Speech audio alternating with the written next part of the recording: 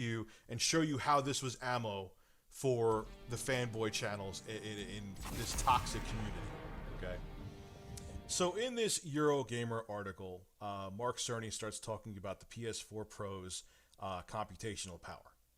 All right, we all know that it's been noted that it is 4.2 teraflops. But he said, and I'm going to quote here exactly what he said, and again, I am not completely sure what the hell he's talking about, that there is some extra secret sauce that could actually give the PS4 Pro even more computational power. This is what he had to say. One of the features appearing for the first time is the handling of 16-bit variables. It's possible to perform two 16-bit operations at a time instead of one 32-bit operation. In other words, at full floats, we have 4.2 teraflops. With half floats, it's now double that, which is to say 8.4 teraflops in 16-bit computation. This has the potential to radically increase performance.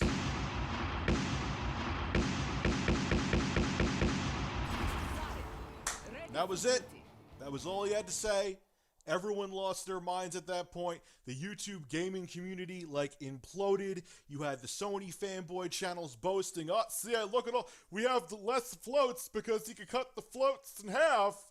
Now we actually have more. Our system's more powerful. The PS4 Pro is more powerful than the Scorpio. Exposed. Ha!" Then you have all the dudes in the Xbox camp, the Xbox fanboys. Magically, all of a sudden, they got their master's degrees in computer science, and they're all software and hardware engineers, and they're like, "Oh, so if you cut the 32-bit operation in half into two 16-bit operations, those are half floats. Half floats aren't as good as full floats. It's like root beer floats." And Mark Cerny's lying. He's damage controlling. I know this. I know what floats are. I float when I lay in a pool. When I splash in a pool, I don't just sink to the bottom. I float, so I know my shit. So obviously, he's lying, and the Xbox Scorpio is going to be more powerful. Don't listen to Mark Cerny. He has a bowl cut hairdo, and he's a liar. Now, I have two chairs here right next to me right now.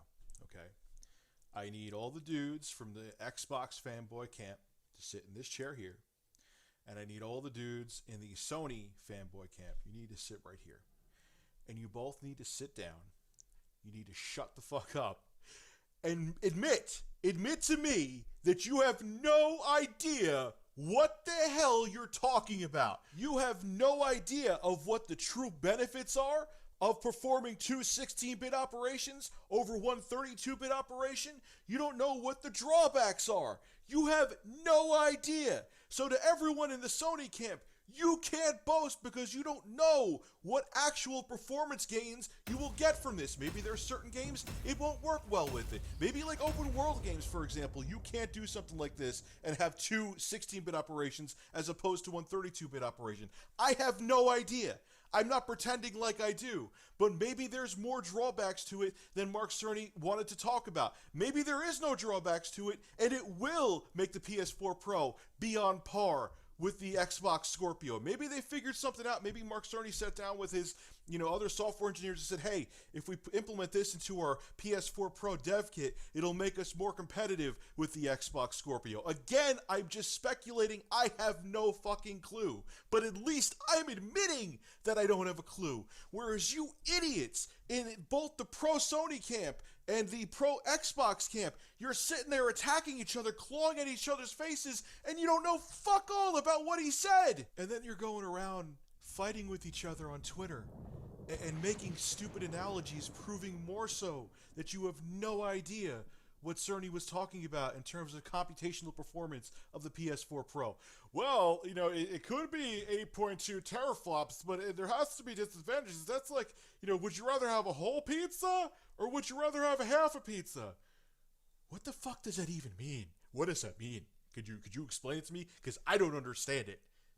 How does that analogy make any sense at all? It's illogical. You don't know what you're talking about. You don't know the advantages or disadvantages to what Mark Cerny said about the performance of the PS4 Pro. And you prove it even more by arguing when you make nonsensical statements like that.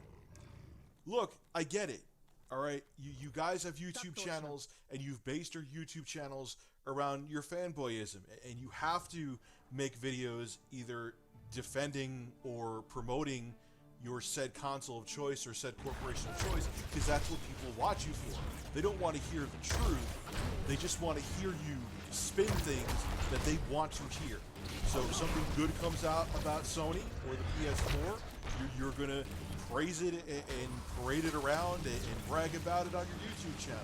Something bad comes out about the PS4, you're going to defend and white knight it. Same with the Xbox fanboy channels. It's the same thing. But what drove me nuts about all the videos on PS4 Pro possibly having 8.2 teraflops of computational performance is that no one knew what the fuck they were talking about. No idea, and they pretended that they did, and it caused this unnecessary extra layer of bullshit in the game. Look, I've been involved in drama on my YouTube channel, and I have accidentally, in my defense, have given misinformation. But there's a whole bunch of people right now spinning what Mark Cerny said to make YouTube videos, and they're purposely giving misinformation, and they know they don't know what they're talking about, but they don't care because they want to escalate the fanboy war even further, and it drives me goddamn nuts. I'll admit I have no idea what I'm talking about when it comes to what Mark Cerny said about the PS4 Pro's capabilities. You should too. Humble yourself. This is Richard with UTech USA signing out. Have a good one. This community, man, is unbelievably surprised.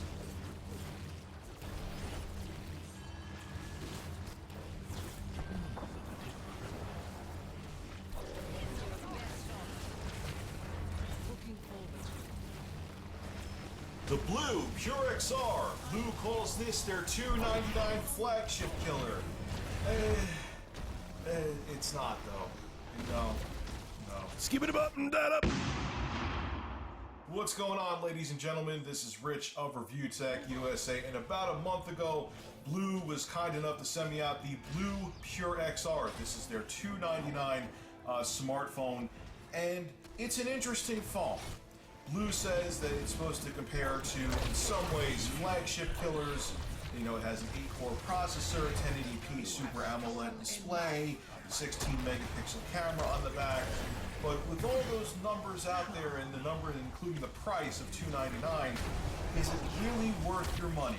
Well, we'll talk about that in this review, but let's go over some of its specs and features first, then we'll actually get to my opinion of the phone.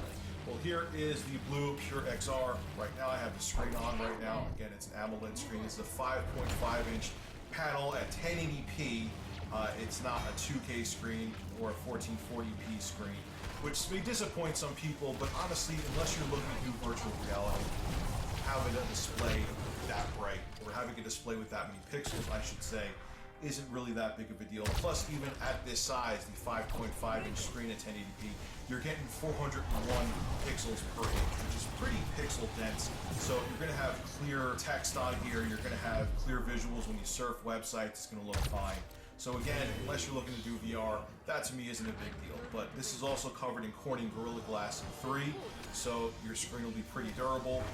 On the back, you'll see your 16 megapixel shooter, flash, and this is a metal body on the back of the phone, so the phone does feel really premium, I will say.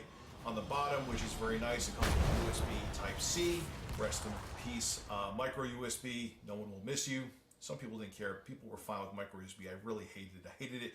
I hated micro USB from its inception.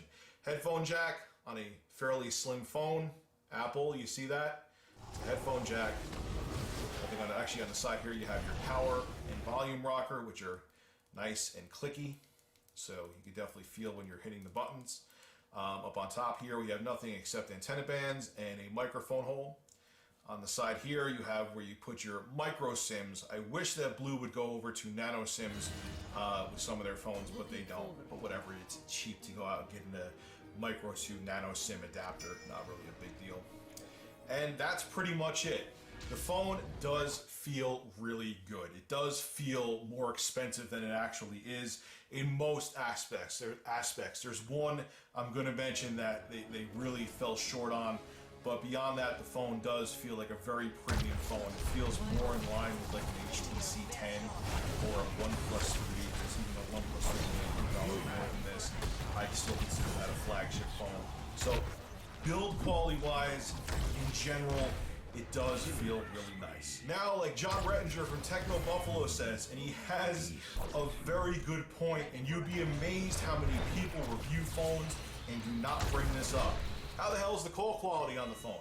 The call quality, at least to me, and I'll explain why I'm saying that in a second, was fine. I actually used this as my daily driver for 2 weeks, and I made plenty of phone calls. I used both speakerphone, I held it up to my head and used it as a handset, and people could hear me just fine and I could hear them just fine. But for the sake of transparency, I will say that I've watched other reviews and people say that phone calls from this phone have sounded muffled or jarbled or whatever the case may be. I can't say I've personally experienced that. When I've made phone calls with this phone, they've sounded fine, but there have been other reviewers who have had this handset, this smartphone, and said there were issues with call quality. My handset, my unit sounded fine, but other people have had issues. It's something that I had to know. But again, personally, from my experience, the phone sounded great, but I just want to make sure that was all put out there. Now, let's talk about software and the specs on this phone. Now, this has Android 6.0 Marshmallow. Now, one of the downsides with Blue is that the operating system you get with their phones, I hope you enjoy it, because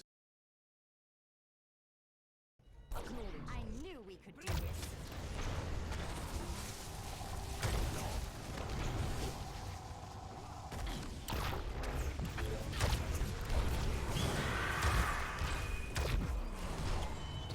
That's the end of your killing spree.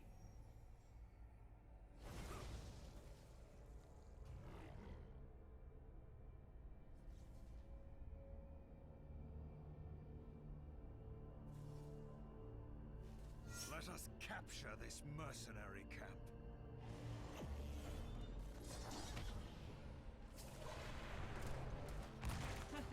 Practice makes perfect.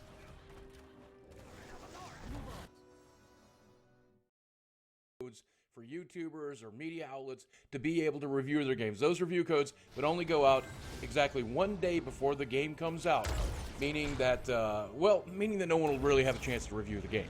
Now, I'm going to be as objective as I can be on this because I want to show both the Bethesda side of it and the consumer side of it and break it down in every way that I can. However, you should know a little bit about me before we start. I play video games as part of my job here on YouTube. I stream video games 5 nights a week on Twitch. I talk about the video games I play in my personal time here, and I play some video games over on my gameplay channel, albeit rarely. So I do have a slight invested interest in this, but you should know I've only in my lifetime reviewed a handful of games because I've only ever gotten a handful of review codes in my life, maybe 15 or 20. It's not something I seek. I tend to pay for my games, and I like to pay for those games. I don't really have very many contacts with these companies. These companies do reach out to me, and generally I tell them, don't worry about it, I'm going to buy the game to support them anyway. So as I said, Bethesda has recently made a statement saying that they will no longer supply review codes to media outlets, YouTubers, and streamers, and so on and so forth until 1 day before the game comes out. And the reasoning for this is because they want reviewers to play the exact same version of the game that the consumer who purchased the game will play, and they want them to play it at the exact same time. Now, obviously, there's a good side to that. A lot of video games need a day 1 patch. Hell, some of them need a day 2, day 3 patch, and then a first week patch. A lot of these games are incomplete, and by the time I or anybody else would get a review code, generally that day 1 patch isn't there. So the experience that you're reviewing might be different from the experience that the consumer will get when they buy the game. That stands to reason. The problem with that is it does not give a reviewer, either a media outlet or a YouTuber or a streamer, to get a real opportunity to complete the game, to play the game fully. If they only get a code for 24 hours and the game takes more than 24 hours to beat, absolutely it's not possible. But even if it's only a 12 or 15-hour game, it is very difficult for groups of players, even in shifts, to be able to play that game in time to get a review out by the time people are able to purchase the retail version of the game. And that is fairly anti-consumer. There are still plenty of consumers who rely on their favorite YouTuber, their favorite streamer, or their favorite media outlet, or the Metacritic aggregator as a determination of whether or not to go through with the purchase on day 1 or during the first week. And obviously these consumers are waiting for us to review the game, but if we don't have enough time to review the game, they don't have enough time to see the review before the purchase date comes. This is especially frustrating if they pre-ordered the game and they're determining whether or not to pick it up or transfer the credit elsewhere. Those consumers are just screwed entirely by this. Now the argument can be made, because it was made by Bethesda, that look, we did this for Doom, and Doom is one of the best games that has ever been made in its genre. Obviously, this is safe to do. You can trust our company. You can trust our games. We're not going to put out crap. Of course, that is until they do. I would ask the question, if your games are consistently good, why would you be afraid to send out review codes? That doesn't make any sense. Send out review codes so that people can see actual gameplay of your game. You can win over not just your trusted, loyal fan base consumers, but also those who are cynical and are worried about spending their money. You can get my fan base or a media outlet's fan base or another YouTuber or streamer's fan base by sending them a review code. All it could do is help sales if you know your games are consistently good. That's not a good reason to do that. Well, there are some media outlets and some YouTubers and some streamers you absolutely cannot trust for the review code. There are some people out there who will crap all over a really good game. And yes, there's some media outlets out there who will use the launch of a AAA game that's got a lot of marketing and a lot of buzz to push their political agenda, not really caring about the game itself. And these kinds of things, I could see where Bethesda would want to avoid that. But there is a better way to handle that. Rather than blanking everyone out from getting review codes, you can just pick and choose who gets review codes. The people who turn out to be absolutely crazy or push a political agenda or don't actually review the game, those are the people that you can choose to skip. And this isn't a perfect system. In fact, that's a fairly poor system, but it's better than the one that Bethesda has currently prompted. And we know that EA actually does that. Jim Sterling recently said that he has discovered that he no longer gets codes from EA because they consider him too much of a wild card and they can't predict his reviews. That's a shitty thing to do, and that's a shitty system. It's a lot better than not giving out review codes at all or not giving them out to the last day. An even better way to handle it is what we've always done, which is send out review copies to every trusted media outlet out there and get your game fully reviewed and stand on the quality of your work. But hey, that's just crazy talk, I guess, Bethesda. Here's the thing I will say for Bethesda. Nobody is entitled to a review code. Not me, not Kotaku, not Total Biscuit. Nobody is entitled to a review code.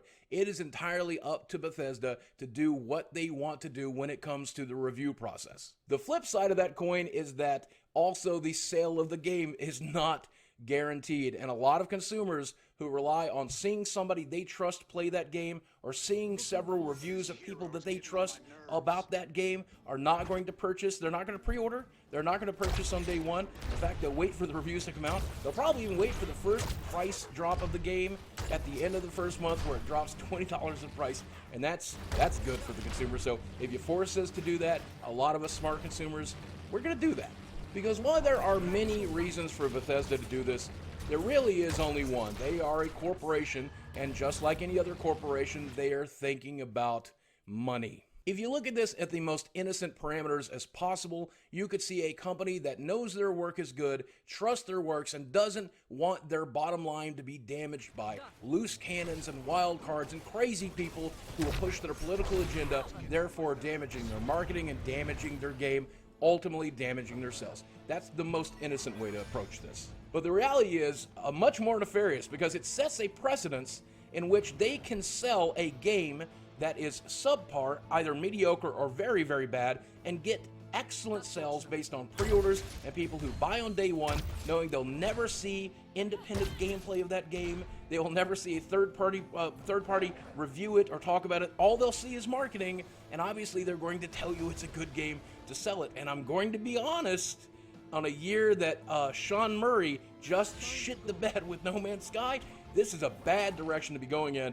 We should be going in the other direction where there are more review copies and more third-party play so that you can make an informed decision so we don't get screwed over more. Bethesda, this is just a bad move. And don't get me wrong, I still love Bethesda. I love their intellectual properties, I love their games, and I've been buying them for the last 20 years. And that's exactly what Bethesda is trying to take advantage of today. They're trying to make this move that is anti-consumer, knowing they have a very loyal fan base and people like me, other YouTubers, other streamers, other media media outlets and people like you watching at home right now. They know that you're still going to buy Bethesda games moving forward, and this is going to allow them to set this very, very bad precedence.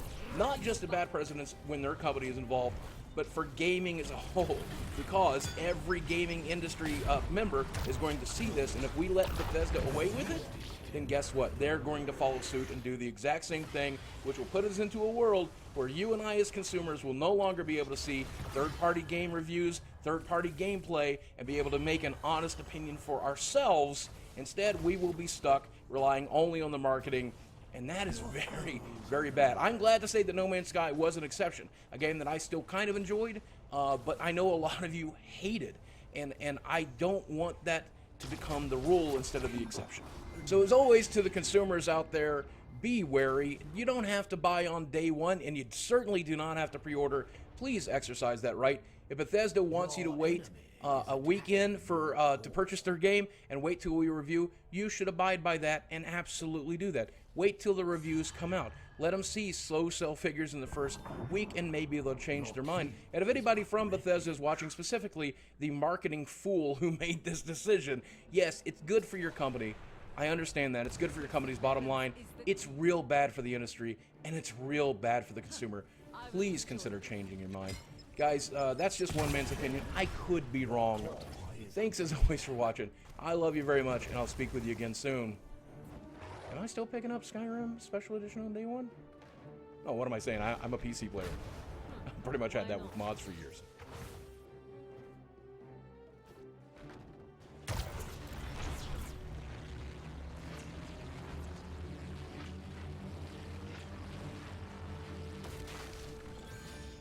What's up, ladies and gentlemen of YouTube? Boogie2988 coming at you live once again through the power of the internet, and it's that time of month again. It's Loot Crate time. Now, as usual, we will do the normal smaller Loot Crate this month, but we will also do the crazy, giant, expensive Loot Crate DX as well, because this is definitely my preferred crate now, even though it's really pricey.